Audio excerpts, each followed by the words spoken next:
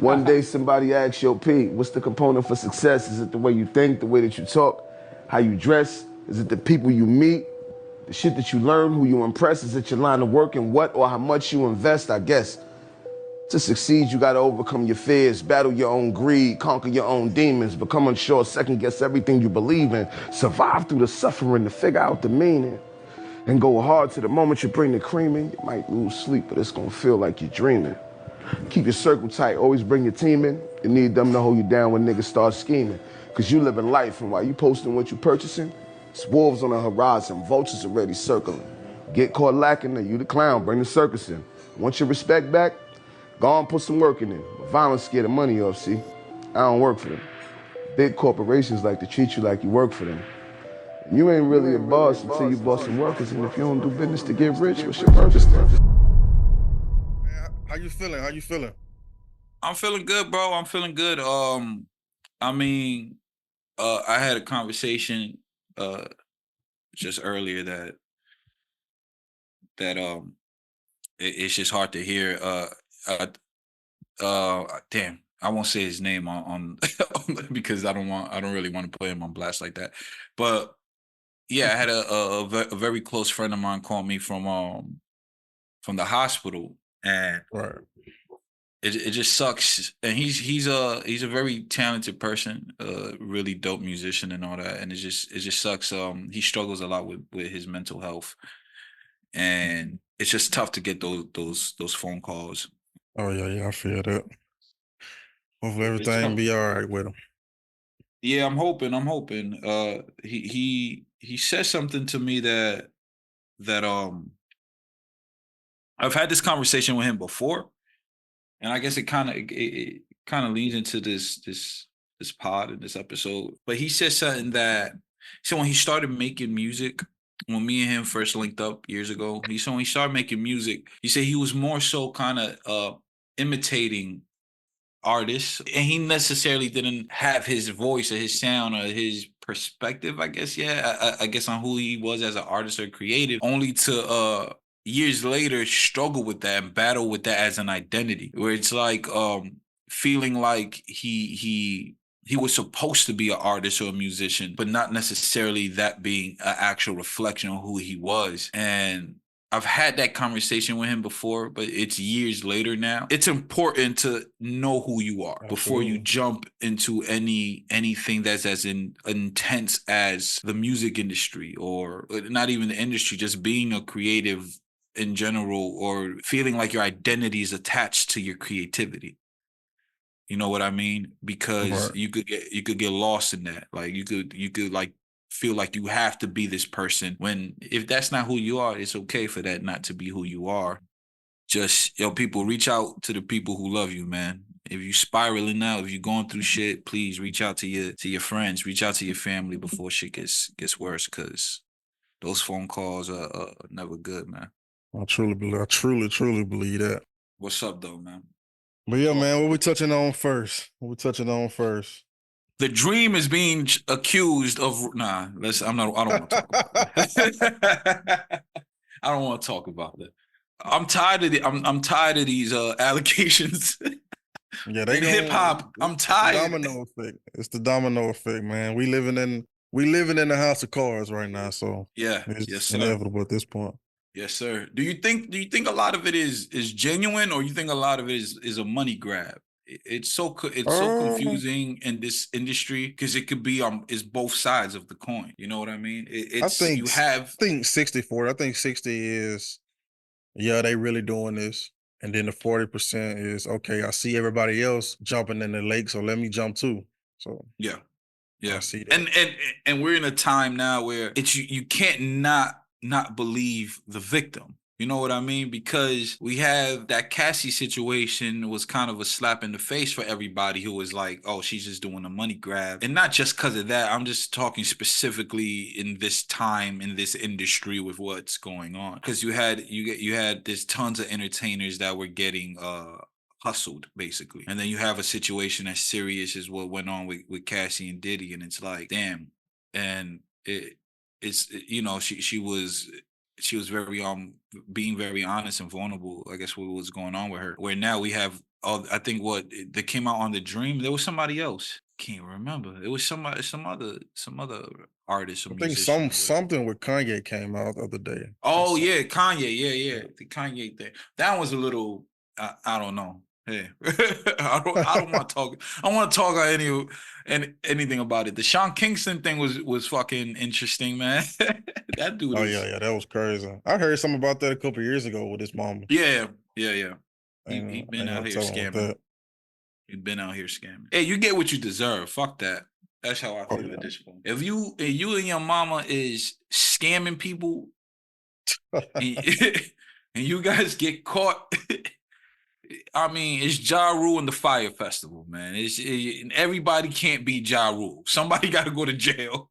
Yeah, that's crazy. I mean, that's remember the G Herbo situation too? He was like doing all these credit card scams and all that. And then he got caught up and then he tried to say he was saying that it wasn't him, it was like his business partners and he was just making investments or whatever. And it's like, nah, bro, you was you was part of it, but it is what it is. I heard a little bit about that too. Yeah, man. That goes to show you, all the artists tuning in, have your business right and have a diversified portfolio when it comes to your income, because it's the music itself is not always sustainable as far as finances and income goes. And you don't want to be one of these guys out here who are scamming and get caught up scamming, and then you look crazy. Well, man, speaking of brands and business, let's talk about ours, man. Let's talk about ours. Man. So for those who know me, know that the first brand I started with, the first brand I started building was a company called Autumn House Entertainment, and it was in its inception, it was a multimedia production platform. Well, not platform, a multimedia production company. And the goal was to produce the multiple forms of media. And the concept was this house of creatives, right? That's where the house in the name comes. Autumn, besides it being my favorite season, autumn is the season of change. It's it's one of the seasons where you kind of see the lifeline of things, where you can see like a leaf go from bright green to orange to red to brown, then it crumbles and it falls apart. To me, that was a reflection of what storytelling was, right? That's where the name Autumn House comes from. And I wanted to build this company where I had all these different creatives and we did everything in-house and we didn't have to outsource much. I was working this job up in a place called Mary Knowles. And I was doing janitor work. And at the time I was reading what is it, Think and Grow Rich? Mm-hmm. And there was a line in that book where he wrote, when you cross the bridge, you have to burn it so that you have no opportunity to turn back. Right. And that, when I read that, I was like, oh man, it really, really hit me. So I quit my job. I quit my job and I was like, all right, I'm gonna pursue this. I'm gonna figure this out. And essentially I had another business idea I was working on before that, but then artists that we ended up that we still work with, Taylor Moore, she came to me with this project that she had wrote, this EP, R&B EP called With Love. She told me she wanted to produce it and put it out. She came to me because I was heavily in music and making music and just had a big network within the music industry. At that point, at a more underground level, I kind of sped up the process on Autumn House so that we could take on that project. And that was kind of the birth of it. I really just reached out to all my friends. I reached out to all the people around me who were creatives, who I knew were musicians, who even wanted to, maybe to my experience with them, want to pursue a career in the music industry. And I was like, hey, I'm doing this company. I could use, I need some help. So I brought along Biko, who's a big part of the entire structure and what manifested with Autumn House. Now we have Be Free Studios in Brooklyn. There was Leo, who's the co-owner of the company, and that was kind of it. And Taylor Moore actually doubled as a photographer as well in the company. Then artist-wise, she was also an artist. Then we had Elijah Rhodes. Then we had Stevie Q. Who else do we have? That was kind of it. We, like, when I was trying to build a roster as far as it, but it just started with Taylor Moore. Elijah Rhodes didn't come till till months later, and then we took him on as the flagship artist. Yeah, that was kind of it. The beginning of it, what Autumn House Entertainment did, that With Love project, Taylor Moore's first EP, I developed this curriculum kind of how to put out projects, right? So it was like I brought in this whole team of creatives, and we would be in the studio, and then we would just kind of carve out the records, give input, what we thought worked, what didn't work, and we would build the records like that. And then for every record we did, we would do photo shoots. I started filming the music videos. I did all the branding. I did all the brand identity. So it's like Taylor Moore's brand. I would focus on what to highlight with her as a brand. Then I built the brand concepts, the internet brand concepts in person when she performed. I did the websites. I did merch. I did, we built this whole ecosystem around the artist, because the goal was always to create an ecosystem for the artist so that they can then move forward with that ecosystem. You know what I mean? And I come from being an artist. So my experience was there was nobody to help. You know what I mean? Like when I was trying to be an artist, I had nobody to help. There was nobody offering studio time. There was nobody offering mentorship. There was nobody offering anything. I didn't even understand branding till I was a grown man trying to build a business around it. And I was like, I wanted to be an element in that space for artists and local artists and upcoming artists, amateur artists who didn't have the information. So I would provide the business structure. I would provide the branding structure, the creative structure. I just wanted the artists to be artists. Like hold your own, but I understand, like I come from where the structure isn't there. So now you have a structure. You have somebody who's invested into the project. So if we really believed in the project, I rarely charged the people I worked with. I wasn't charging them anything for my services. I took a percentage of the projects we worked on and a percentage of the brand, because we were building it from ground zero. So it was like, we're all starting off with just ideas and vision and motivation. And music videos, music videos get expensive. So for me, if the artist could cover the venue, cover props, cover all of that, then I would do the videos and everything for free, and photo shoots, all that for free. And I would help sometimes with studio sessions and all that. So it was really just believing in, the foundation was believing in artists and being able to leverage ourselves as a brand and company for the artists to thrive, because we believed in them. And ultimately, the goal was to have an incubation program within Autumn House where artists could pitch ideas, and if we liked it, we took it on, and then we would give that whole process through. With Taylor Moore was the beginning of what that felt like. After Taylor Moore, then the many projects we did with Elijah Rhodes and Stevie Q. Soup Like Soap, man. She was somebody I worked with as well. After Taylor Moore, was like, okay, this is how we gonna build this and apply this, and Elijah Rhodes, we built this and apply this way. Then it became, okay, this is an incubation company. We have an incubation service or hub where it's like, how do we take people's ideas and turn it into something? It's like, I want to highlight all the minor details. While that conversation would be forever, but in the sense of the origins of the company and like what it was and why it was really about, for me, providing a service in a industry that was missing a bridge from the local amateur artists to the professionalism of the industry. And that's where we came in, really, as a sense of being, if we believe in you, we invest in you. I think that's what a lot of local artists, what independent amateur artists need. Yeah, man, those are the humble beginnings of Autumn House. We could go into the treachery of it a little later, but Okay. Well, I'm gonna stay on humble beginnings myself. We can go into the church, like you said. We can go into the other side a little later. But yeah, I was in college when I first started my first business. It was VTC, Visionaries of the Culture, and that was more centered around just doing YouTube funny stuff. I wanted to incorporate the film aspect. I eventually wanted to get into music with it, so I hit up a few artists that I listened to on campus. But then it was time to take a more serious approach with the content, and I started Goldprint Production. So I was just like, okay, let me develop this film. Let me develop a film around a production company, and that'll be the foundation of it, and we build from there. But then I was like, okay, let's get back into the music. So that's when Goldprint Entertainment was birthed, and I wanted to center it around music. The slogan and the logo, everything was built off music. That was the motto. And so, yes, I was just like, okay, let me find someone that's knowledgeable in that field. So I reached out to a guy that wanted to do A&R. And so I was just like, okay, let's find an artist. Let's find a local artist that we can build, that we can help enhance their image and their sound. Someone that's talented, someone that works hard. So we reached out to an R&B artist named Diamante. And that was more so the roots of the music side of Goldprint. And yeah, that was 2020. I was in my latter years of at USM in Hattiesburg. Yeah, like me just balancing just being a college student and just being in the music. And so with me, I studied. Like I'm a student of the game, so I sought the knowledge, like, okay, what I need in order to do this. And we all grew together in that aspect. And so I ain't gonna lie Where to did you.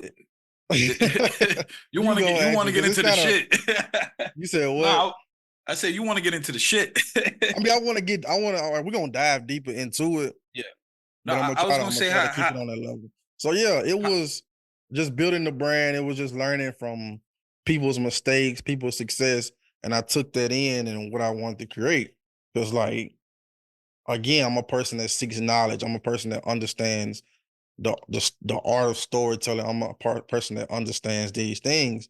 And me being me is I want to put you in a better position. I want to help you win. So I'm going to do everything in my power and everything in my will to help you win. And we're going to grow together in this aspect. Like there was times where I gave people a percentage of my company because in that aspect, I believed in you, and we can see this company grow to a much larger level than we can ever imagine. So yeah, it was just throughout the years, it was just, I mean, it was growth. Like it was growth in every aspect and just knowledge and independent success as far as just, okay, seeing things that we never saw before. I mean, it was a lot of things involved to help us get there. And of course, there was some things along the lines that like, okay, this and that. But yeah, just keep it in Goldprint in general. It was built off the music, but there was also other layers of that. There was, Yeah. I think I was doing podcasting at the time. I was working on a short film at the time and things like that. So there was more to it than just the music. Music was just the driving ship that, in my mind, it's going to help us get there. But there was a lot of things along the line that made me retract that statement to as far as I don't know if this music thing is really the driving ship to get to where I want to get to. But then there was also a realization that I came to that it ain't more so about the music, but it's more so about the people. And that's ego, integrity, that's dedication, that's hard work, that's that.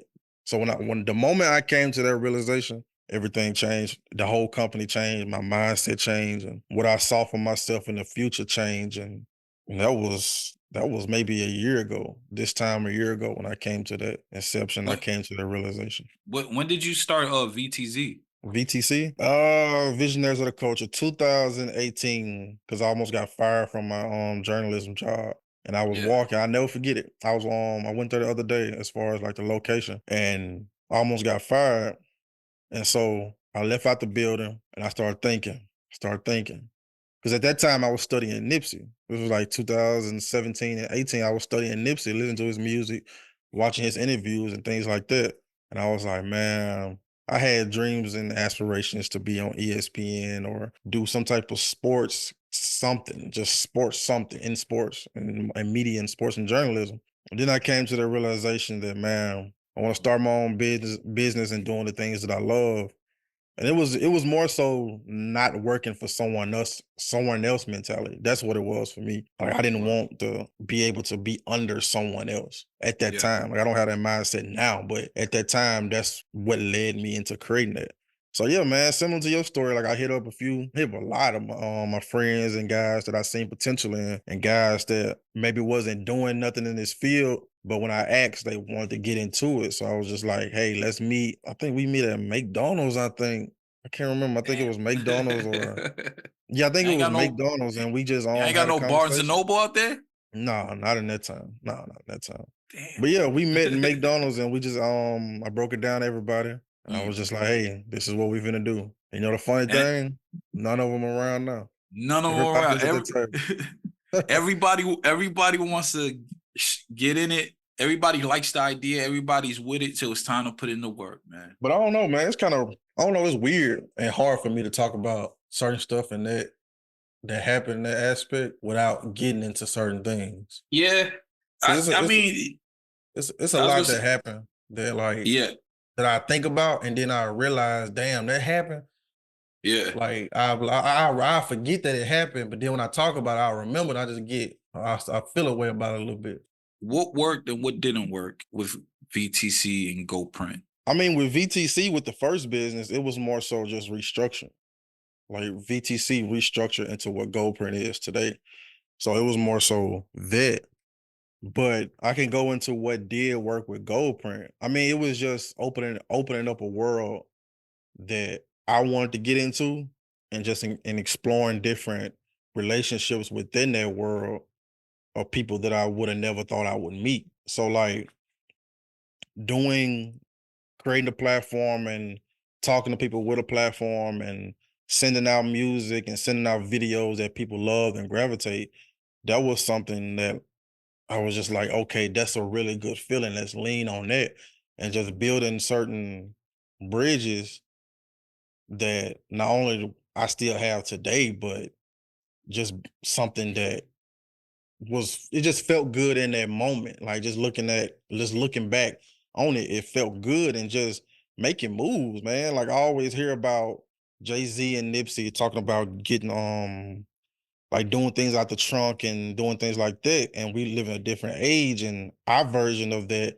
is it's still doing the live shows, but it's also connecting with people on social media. So that's how I looked at it, just getting it out the trunk in that aspect and just reaching out to people, following people, comment on posts and things like that, and just doing that aspect. And that was always fun to me because we was getting our art to the world. We was getting the music out. We was getting these videos out. We was getting these things out to the world. And also we was just seeing a high level of streams that were like, okay, people are listening to this. We see the comments. Hey, I love this song. I love this. I love what you guys are doing and things like that. And and that was more so the R&B side of things because throughout the Goldprint tenure and what it is now, I work with R&B artists. I work with hip hop artists. And me first, I'm a hip hop head. That was what I grew up on. I grew up on hearing my daddy playing Master P, Ice Cube and things like that. So I grew up in that, hearing my brothers play Lil Boosie and people like that. So I grew up hearing hip hop first, and then I graduated into more so the R&B side. So I wanted to dive into, let me work with an R&B artist, let me work with a hip hop artist. And the goal was to create an ecosystem, as you alluded to earlier. The goal was to create an ecosystem to where we have this platform, we can outsource resources or we can bring people in to help us do what we need to do, but we have to lean on that, we have to build on that, and we have to like, okay, if we can't do this part, let's either find someone that can do this and bring them in, or simply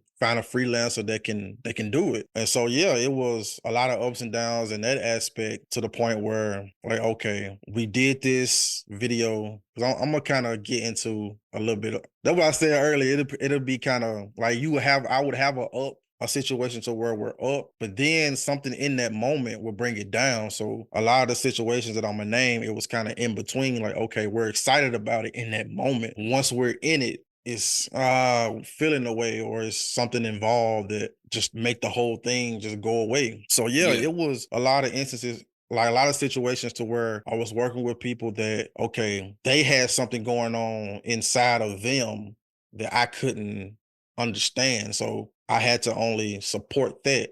So it was situations that there were people just, okay, they felt that they should be doing this or they should be doing that, and they took a few steps back. And a lot of situations in that moment, it kind of felt like I felt the way, as far as like, okay, you have this gift, you have this thing that's inside of you that can not only change the people around you, but can potentially change the world. But in order for you to do that, you have to be right within.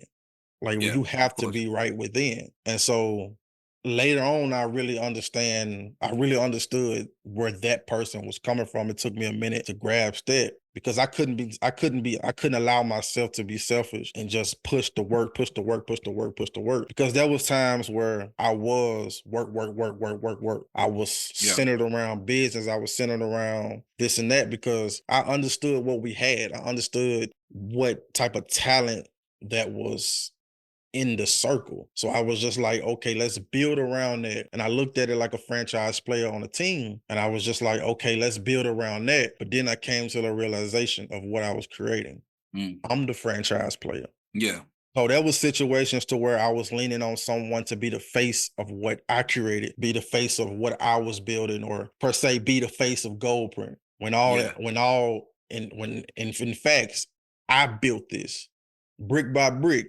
And like Franklin said, I'd be damned if I let another nigga tear it down. I couldn't allow myself to harp on their ideology because I will be forever a slave, or I will be forever a little puppet to you, looking up to you, waiting for you to bark, or waiting for your command. So it was something that clicked inside of me that was just like, nah, man, this business gonna be here with or without you. No matter what type of success happens, this foundation that was built by me is going to be here. It's going to last millenniums. That's what I'm creating it to do. I'm creating timeless art that's going to last forever because that is my goal when I created this. So within that, once that clicked, everything just mentally and just actions involved just changed overall for me to the point where I had to create a backdoor in the back of my head that, okay, these people not going to be here forever. Or this one person is not going to be here forever. I'm not going to be in a situation to where when you leave, I look at what am I going to do? I'm scrambling for change, trying to get a snack or something like that. I'm trying to figure out what I want to do with things like that. No, I couldn't allow myself to do that. So I created that back door before there was any situation involved that could have happened in the future. So it was more so like a safety net that I created within the business and the infrastructure within the business. And so within that, it was a lot of ups. It was a lot of ups. It was a lot of things that we will celebrate to this day that we accomplished. But at the end of the day, to be honest with you, I still feel like, what did we really accomplish? What did we really accomplish within this business? Because everything that we set out, not even everything, a lot of the things that we set out to do, we didn't do. And it was two things for that reason. And of course, I have my flaws and situations that I could have communicated better on certain things. I could have spoke up on certain things. I could have pushed a little harder on certain things. I could have did this and that. I will always own up to that and what I saw my flaw was. Anybody else will have their own ideology of what went wrong, and they would have their own ideology of what went right. But it was two things of why certain situations didn't work within Goldprint. It was ego and it was integrity. And I tell myself this every day, that I built my company off integrity. I built it off integrity. And within that, you can't, and I learned this a long time ago, you can't expect certain people to abide by how you think and how you act. You can't tell someone how to react. You can't really just change someone. If they've been like this all their entire life and everybody around them telling them, hey, you this, you that, ain't nobody telling you the real, ain't nobody getting on you, ain't nobody doing this and that. Like, you're gonna feel, your ego is gonna explode. Like, not necessarily explode, it's gonna continue to grow. It's gonna continue to grow to where you're feeling entitled. And the second someone tells you that, hey, your song is not good, or this and that, you start feeling a way, or you get emotional about it and things like that. And that's where the ego comes in. And just the integrity part is just being a good person. And I can only speak on certain situations of what my interaction was with other people. I can't tell how their reaction was with their family member, their friend, their family. They're gonna have a different opinion on it. I can only tell you how that person treated me, or how that person was around what I was doing. So it was just ego and integrity. And those two things will not only destroy your business, but it will destroy an empire. It will destroy your city. It can destroy your village. And those two things are one of the most like that. Like, we can go on forever about the importance of those two things. And if I had to say what went wrong within the business, it was more so centered around those two. And I actually, like, I applaud myself for being aware of that. Because it was times where I was just like, I'm gonna deal with it. I'm gonna deal with it. I'm gonna deal with it. Yeah. And then I came to, I don't know what clicked or what happened, but I came to a realization that, man, I can't no longer, mentally, I can't really just deal with this. And there was situations to where my anger got the best of me and it just affected things around me. So I was just like, man, I just mentally, physically, financially, I just cannot deal with this. And so I just had to take 10 steps back and just revamp the company and just what I want to do moving forward. Because that's what you see Goldprint Media today. Like, I had to take 10 steps back and just figure out, okay, what do I want to do for myself and my business, and understand you built this brick by brick. So you cannot let another man tear it down based off their lack of integrity, based off their ego. And like I said, it was situations, it was times where it was a lot of good. It was a lot of good. And we built off that. But man, it was a lot. It was also in that same breath that I just cannot get out my head of situations that could have been. Because the small things matter to me, because they often lead up to bigger things. So you have to focus on that. And I ain't gonna get into too much details, but it was just situations to where, hey, I extended this arm, I extended this hand for this bridge. Like, we have this bridge. Hey, we have this. It's created. This video piece is created. This art form is created. And the only person that can stop this is you. And they do it. Like, that's crazy. That is like, that's still crazy to me to this day. That was it creative differences? It was ego and integrity. it was them. It had nothing to do with creative. It had nothing to do with the actual piece of work, of art. Oh, because it was beautiful. It was conceptual. It was beautiful. It was something that was created. It was things, multiple things that was created that was beautiful. And again, you can't really just put that on one person. Everybody involved are at fault, of course, including me.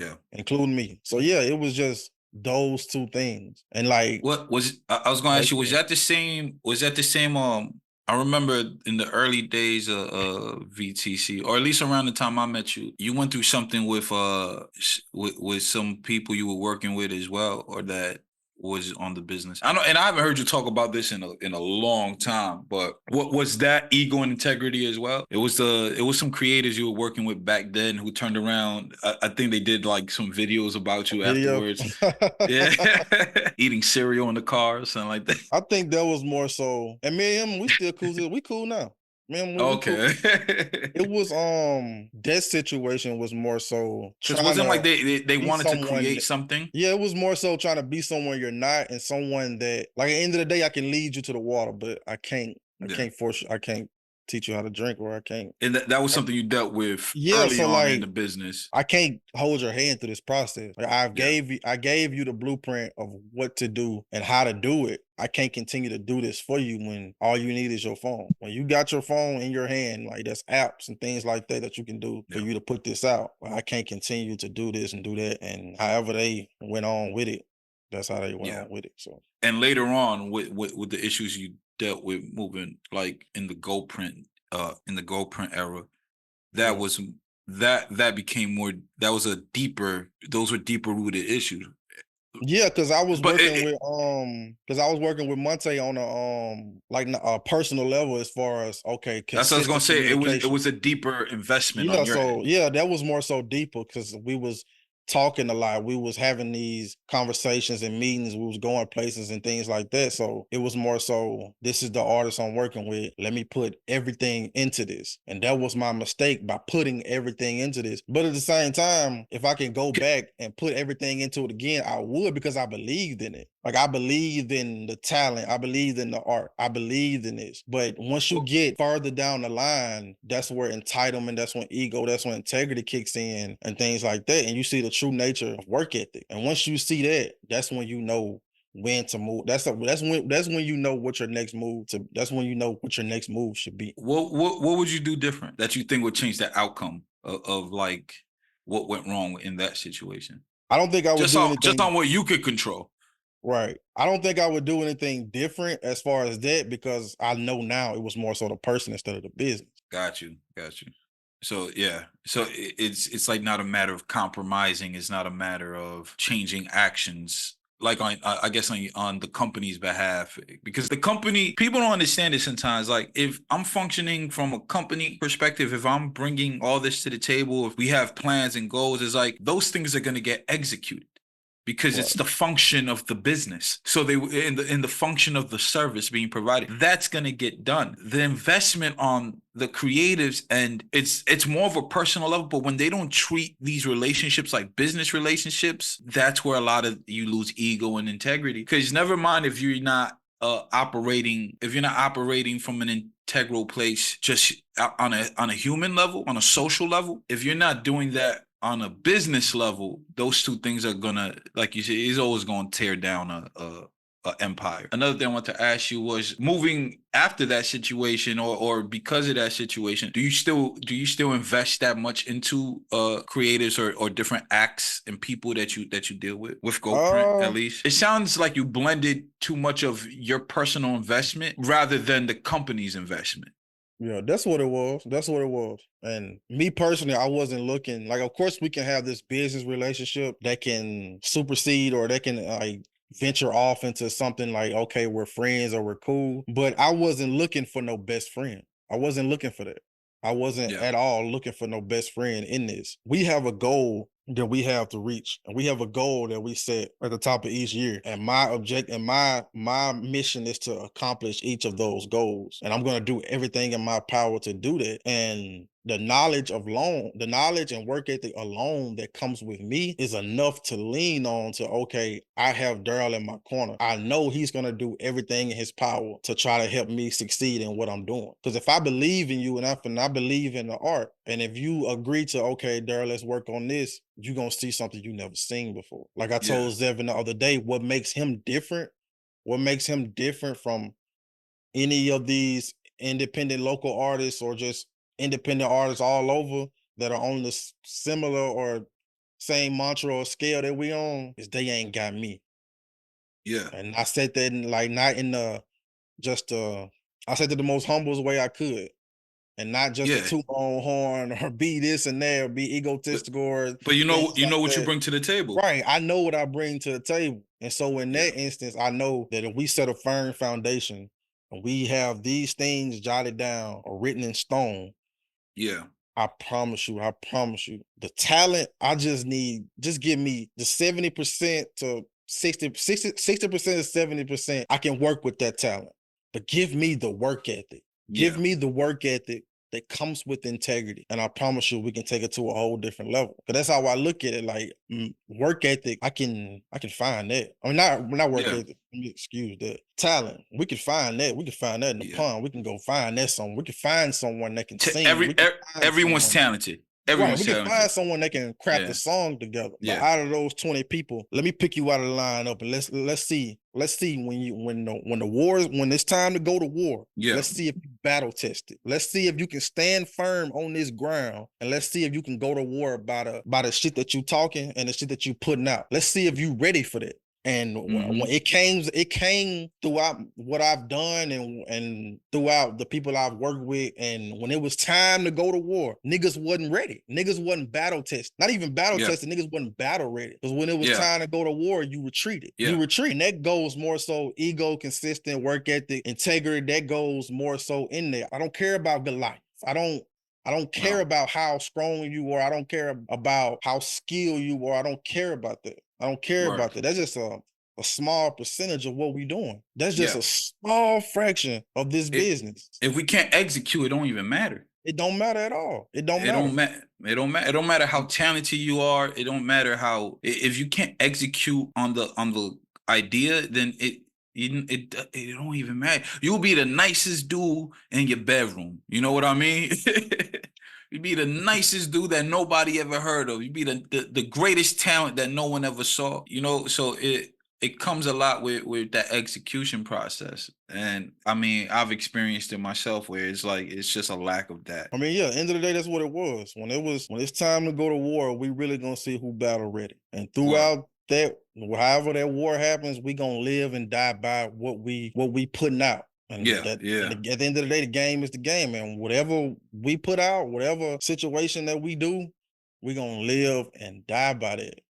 And that's what separates like the will to not give up and the wills to just simply just keep going and be consistent at it. Like that's gonna separate you from everybody else that's doing this.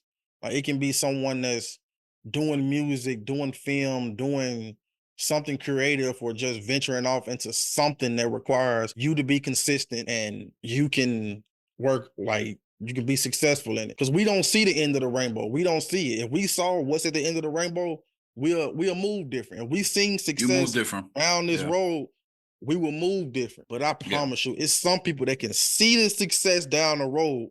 All they gotta do is go straight. They can see the success down there and they'll still go left. They can have someone that is someone that is invested in them and doing everything in their power to see them successful, and they will still fuck them over, or they will still find something that would alter the relationship or things like that. They will still find that. Some people and at the end of the day, when we doing success. this, we going to war with this.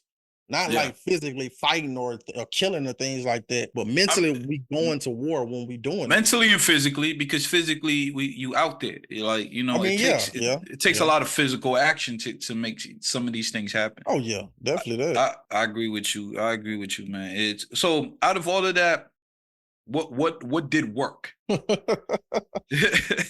What you see today. What you see today is what worked. And what I mean by that is what happened in that moment and what was being crafted is created the mindset that you see today and what you see the company moving forward to be. Because again, I had to take 10 steps back and just realize like what do I really truly want to do with this business?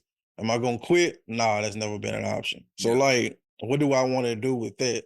So as far as the details of what worked and just that, I mean, at the same time, just understanding and knowledge, because I can't sit here and tell you we sold 1 million records, we sold this and that, we got success on this, because at the end of the day, like we still in this position. Yeah. So nothing technically worked. It was just a lot of lessons learned throughout the process. So that's how I can put it. And my camera just died. I'm gonna read something real quick. This was something I wrote for some verse I did, but it talks about I talk about kind of some of the experiences.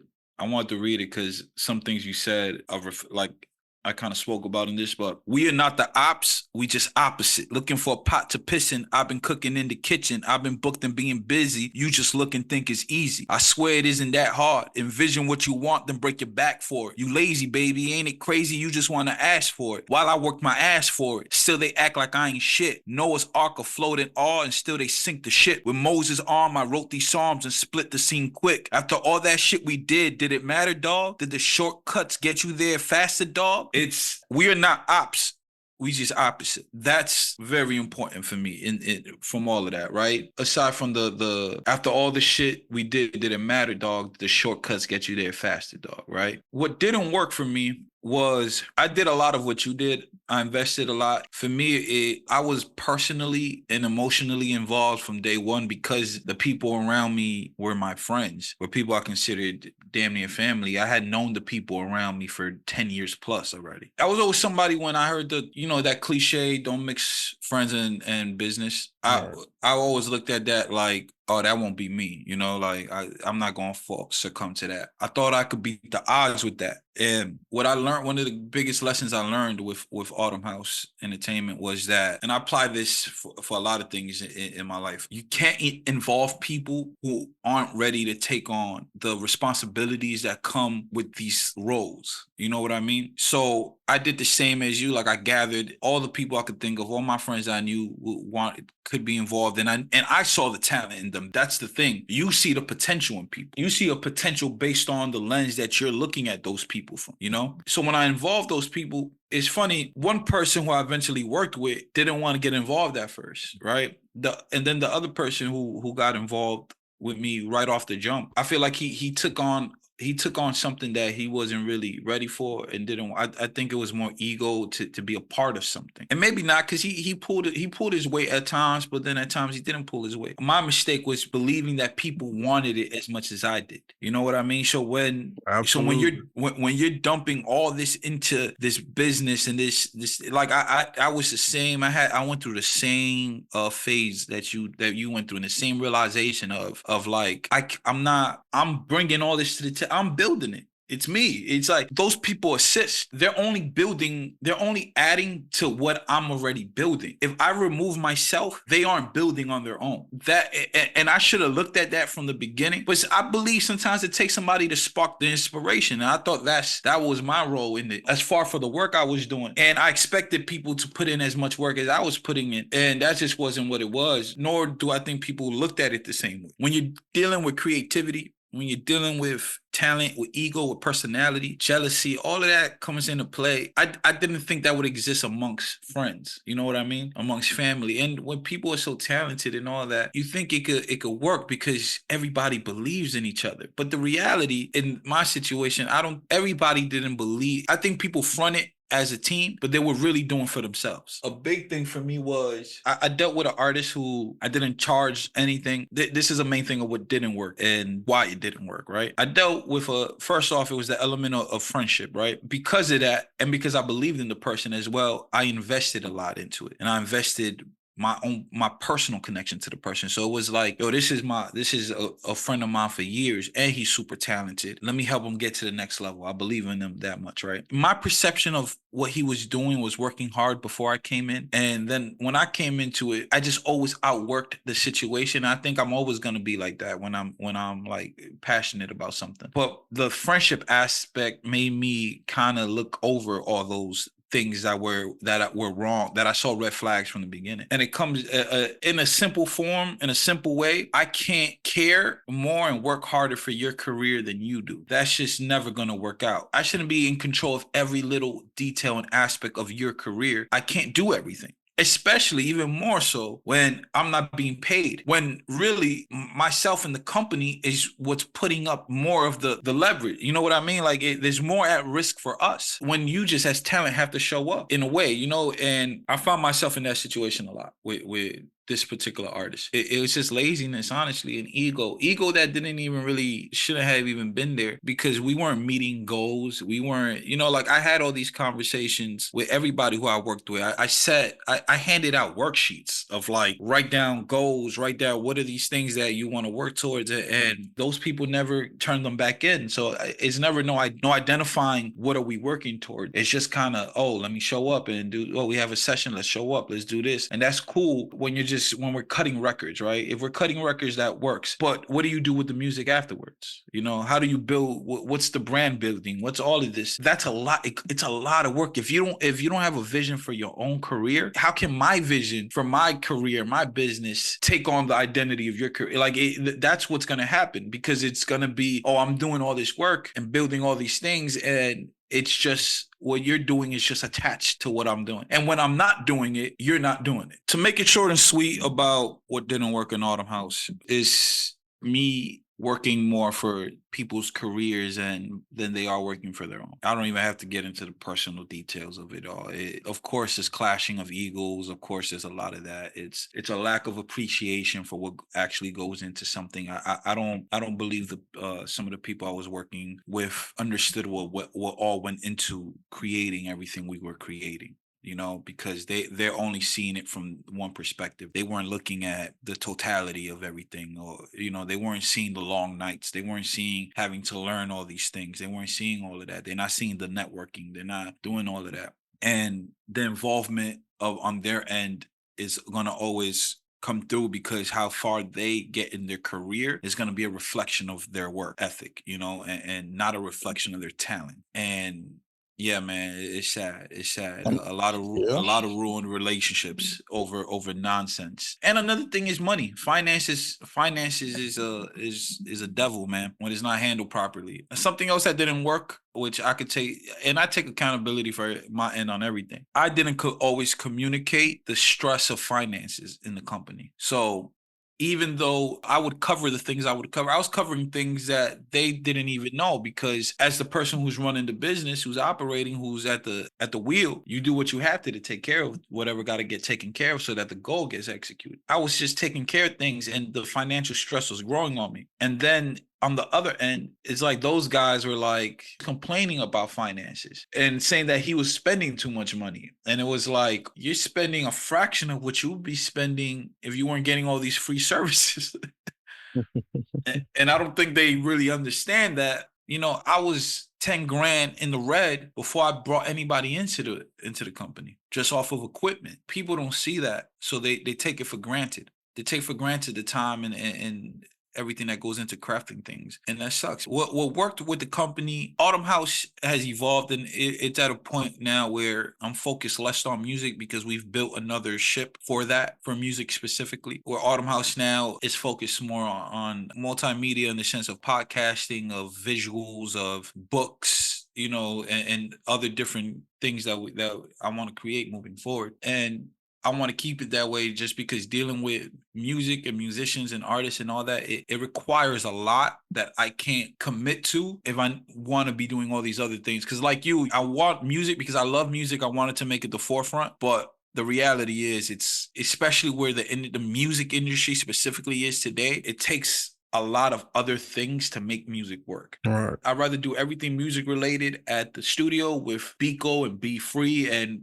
be able to craft and do artist development, do everything through that system, and then and take what other things need to be created as far as media goes around that through Autumn House. And aside from short films and everything else, that's where that's where Autumn House is today. What worked is the process worked, the system worked, the building content around these things, all that worked because when it was being pumped out, it was working. The efficiency, everything, the idea of having in-house creatives, in-house talent, in-house resources, all that works. To this day, it works. The industry today is built off of that.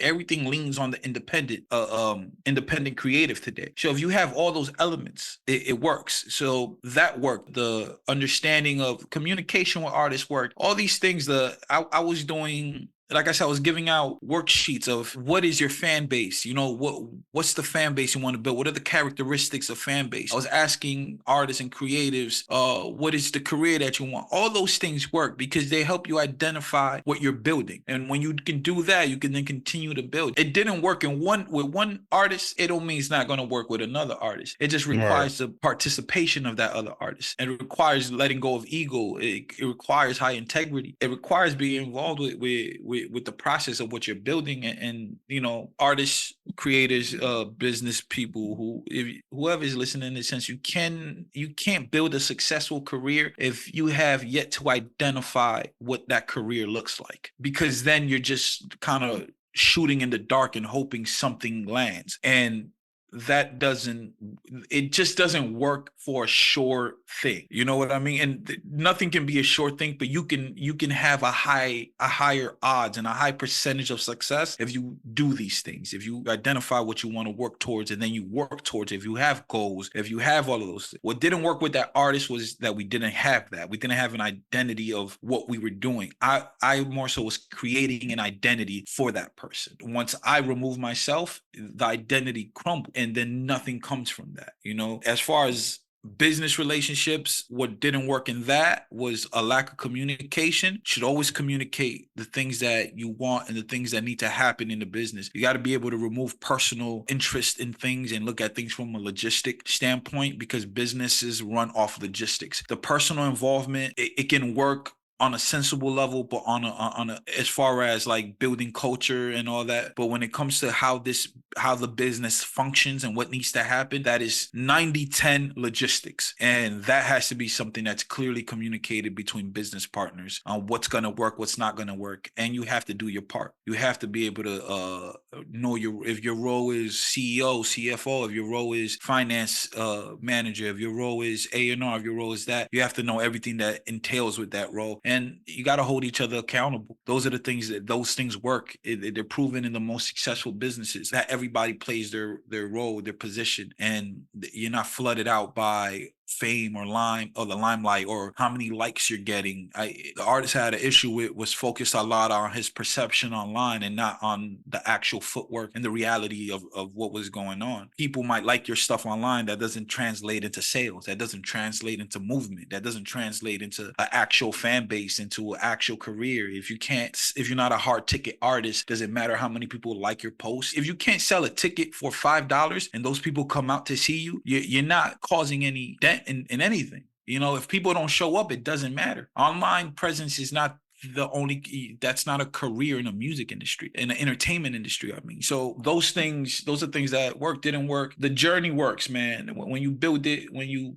stay committed, when you're honest, when you're genuine, when you have integrity, when you can remove ego, it works. It's hard work. And we don't get here without it. So it's like, I'm speaking from a place where I started as an artist. I transitioned into business. I invested in artists. I invested in people. Some of it worked, some of it didn't. It didn't stop me. Like you said, quitting was never an option. You know what I did after that? I put out a book. You know what I mean? What I did after that, I did my Becoming Dad podcast that I started. Then when I took a break and I'm coming back now, putting out my own music as just an artist, and now building this brand and this podcast with you. So it's like the road has always been what it was. It just shifts sometimes. I forgot to mention, we opened the studio in Brooklyn. We got other relationships and a whole other network now. So it never stops. You might shift and you have to pivot and you have to remove the things that weren't working and try new things out. But that consistency that you see in how I move with my businesses and my things, the consistency we can see when we look at you and Goldprint and the evolution of things, that's if nothing else showing you what works. You know what I mean? People, I think, associate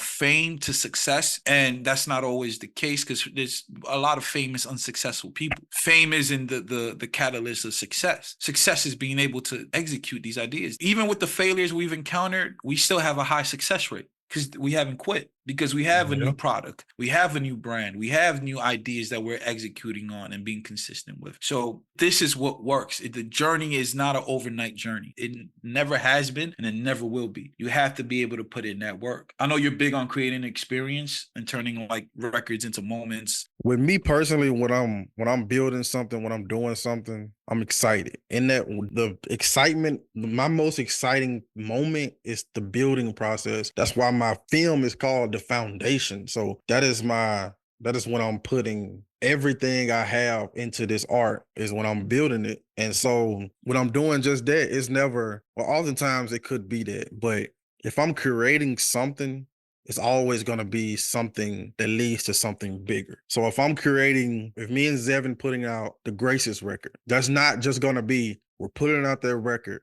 We're not going to touch it. It's not going to be something after. It's always going to be something after that's connected. So I'm a big fan of Marvel. I'm a big fan of DC, and I'm a big fan of the cinematic universes that they created, to the point where everything is connected. So I kind of model my business and model my creativity around the Avengers approach, the Marvel approach, the DC comic approach, and things like that. And so when I'm creating a piece of art or a film or music, things like that, when I'm creating the Graces record with Zevin, when we're doing the gospel record, when we're doing things that we have coming out soon, it's always a bigger picture within that. So if I'm doing a record, if I'm doing a film, the film is connected to the music that we're creating. So it's going to be pieces of content that's going to not only excite those that are invested, but excite us as well, to where, okay, we're going to give you maybe an interview. We're maybe going to give you a detailed interview. We're going to give you behind the scenes. We're going to give you a video. We're going to give you some type of film aspect within this, and create a cinematic approach by doing that.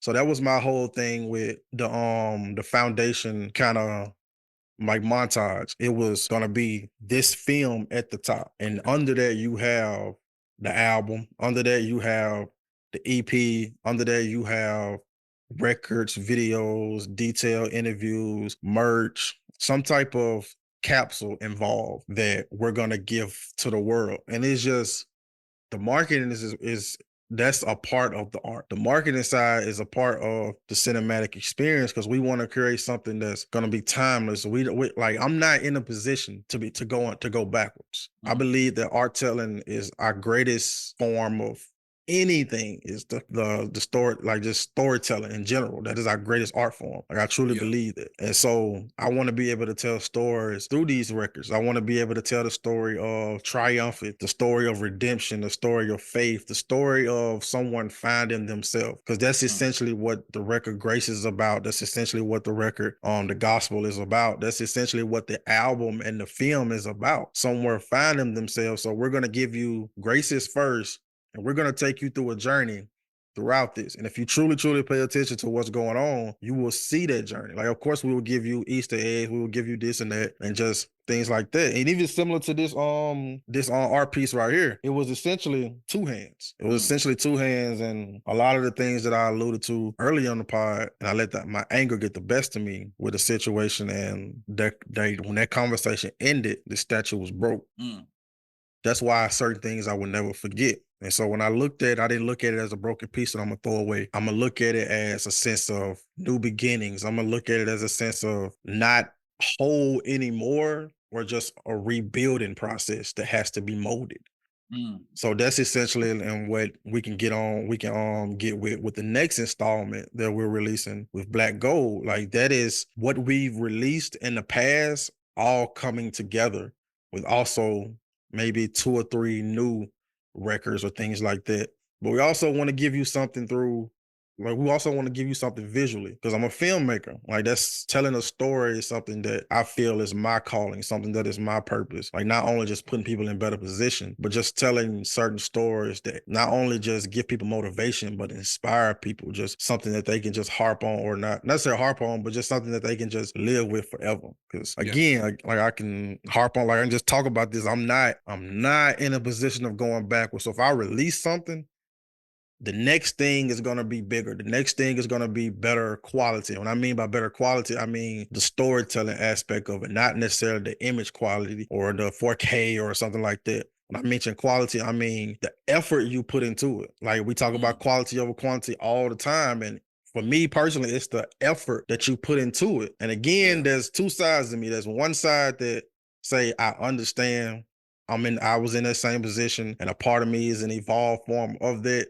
And I understand that, okay, they don't have the knowledge to do this, or they are at a point to where I was. But then there's that, I ain't gonna say a demon side, but there's a bad, like some on my left shoulder that just look at certain situations and like the Dame Dash. Yeah, that's the best way to put it. There's the dang dad side of me that look at certain things. I'm like, not only I knew you could have did better, but the words that you speaking and the things that you're putting out on Twitter, Facebook, Instagram, or to the world is not adding up. The things that you're putting out or not, is the words is not adding up. It's not balanced. It's not balanced. So there's a side of me that was just like, man, there's been times where I told people publicly that their music was ass. Yeah. To this day, I still stand by that 10,000.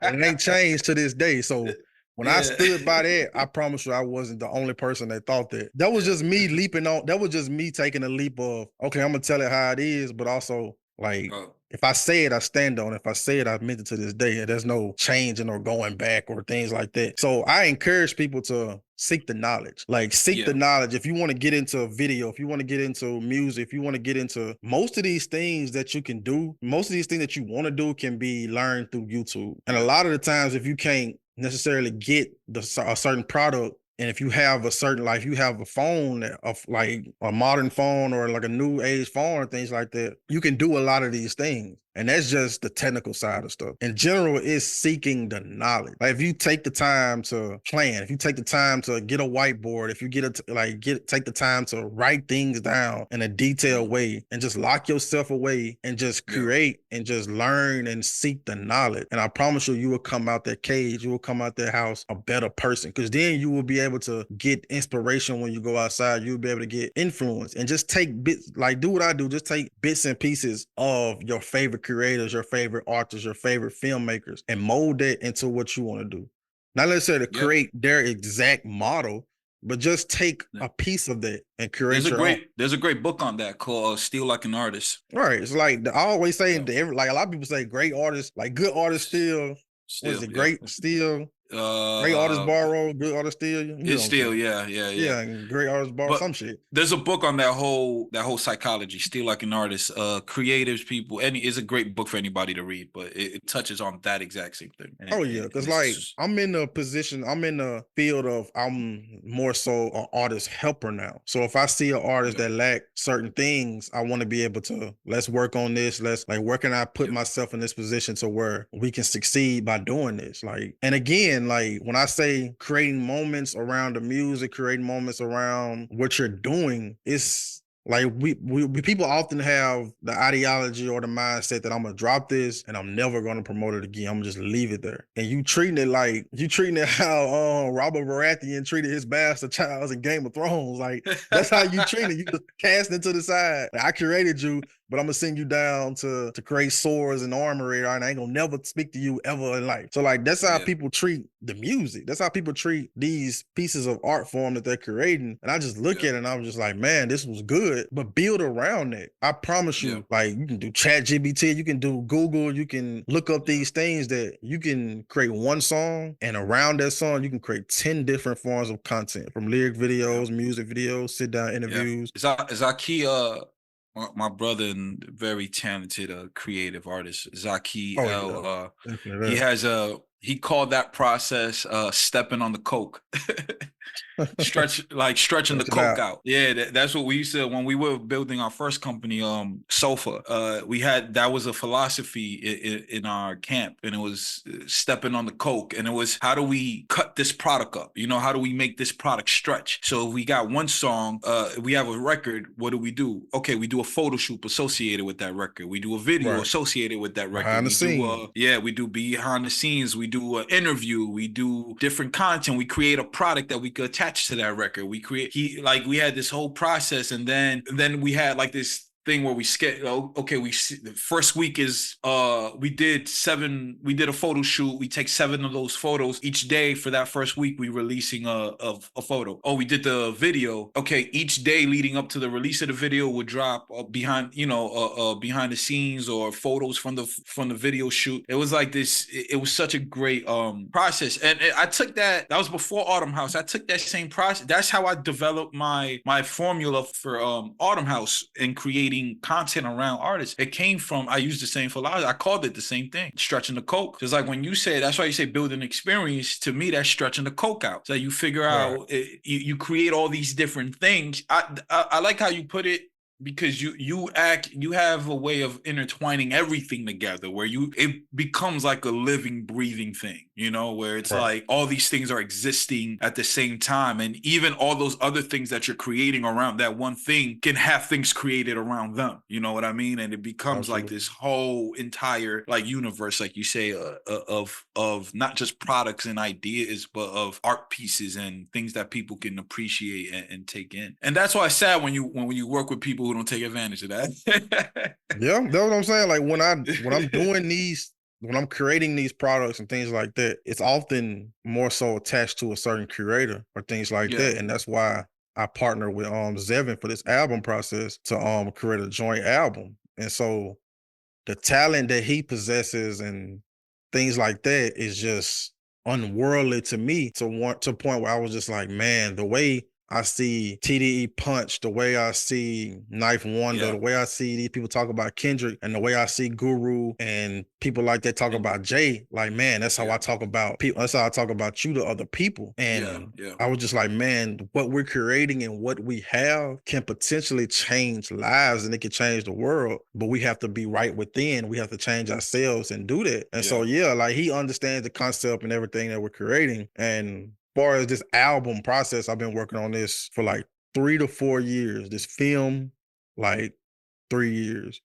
And it's just, I had to take some steps. I had to take so many steps back, but it was needed. It was needed. I didn't like, if I look back and if I started filming on this certain day, it wouldn't be right. Of course, in film, you have the ability to do reshoot. So that was always an option too. And so, like he understands the concept of what we're creating and what we're doing. And so what we have coming next, it's all gonna make sense in what we're doing. Cause so far we've only released 2 records, Gracious and Gospel, with a video coming soon and another project coming after that. And so everything is like, once you start in the universe, you can see I put out Iron Man, I put out Captain America, I put out Thor. But then the next few films, it kind of starts to make sense. We give you something at the end that kind of intertwines everything. When it's time, we give you the Avengers. So when it's time, we give you the album. So that's how I look at that. And that's what I took inspiration from.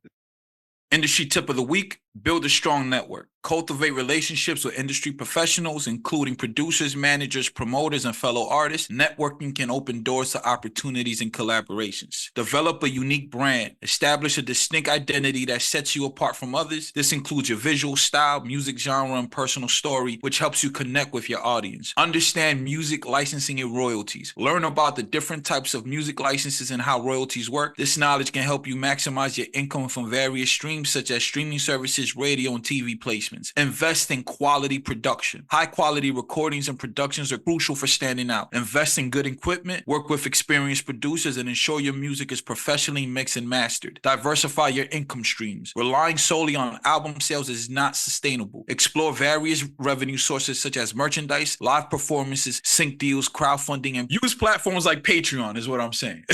Basically, protect your rights and work. Ensure your music is legally protected by registering your works with the appropriate organizations, such as the Copyright Office and performance rights organizations. Understand contracts and seek legal advice when necessary. And final, develop a solid business plan. Treat your music career like a business. Create a detailed plan outlining your goals, target audience, marketing strategies, budget, and revenue projections. Regularly review and adjust your plan as needed. Guys, I'm not going to get too deep into all of that because I feel like we touched on every single one of those things in this podcast. And if you were looking for what worked and what didn't work, those things work. I've seen them work in my own experience. I'm sure, Darrell, you've seen them work in your experience. Absolutely. If you want to touch on them, you can touch on them. I think we touched on majority of it. Yeah. I mean, the details is understanding music licensing and royalties. Like that's something. That's something. I think we need a separate pod on that. Yeah, but again, that's something that you got to physically go seek the knowledge on. A lot of this is just going to seek the knowledge. Just like sometimes I wish we can go back to the days where we had to go to the library to go find this and that. Like so. Yeah. Just go see it made you work for it. Right. It's free. Go do it. Yeah. I promise you. Enhance sounds of word. Sounds of the week. Vince Staples' Dark Times album. Yes, indeed. Go listen to that. Yes, indeed. We ain't really got to discuss too much on it. It's amazing. Like, my stance, it's amazing body of work. I remember hearing, I think it's 745 on Big Fish Theory, long time ago by Vince, and I was like, man, who is this? And I knew he was on the Black Panther soundtrack, the first one. But this album, man, it was a very well thought out album that you can tell that you can see the evolution in what he's talking about and where he's coming from and things like that. So it's a lot of songs that I highlight, from Little Homies to, I think this Etouffee and Radio. Those three records are my biggest highlights of that project. And like the Rhapsody album, it's a very detailed, put together album. That's amazing body of work, and early candidate for album of the year for hip hop for me so far. Dead and Rhapsody. Yeah, my highlights for this album. My favorite song is Shame on the Devil. I love that record. Shame on the Devil and Black and Blue were the two highlights. The album itself is amazing, but though I really enjoy those records. Those are the records I go back to all the time, just because maybe when I was listening to it, I was in my introspective bag, and I love Vince Staples when he's in that introspective bag. This whole album has that feel to it with a little, and you could bop to it. He know how to add the groove, that West Coast groove to it, which I'm a huge fan of. But Shame of the Devil, some New Orleans bounce in there too. He do his thing, man. He know what he doing, man. People who he don't put out music as consistently as I would like him to, but that what he does is always top quality, and he kills it. Plus he just got renewed for a second season for his show on Netflix. So hopefully it'll be more episodes, but the episode they gave was pretty good. It's pretty good. I mean, just go support Vince Staples, man. Absolutely. Yeah, I think that's about it, man. I think this was a solid pop. Way longer than last week's pop. Oh yeah, man. I could have, the topic that I was discussing, I could have went on a tangent. Yeah. This has been another episode of I Hate This Industry. Follow us, click the links, man. Subscribe. Tune in. Peace. Absolutely. See y'all next time. We out.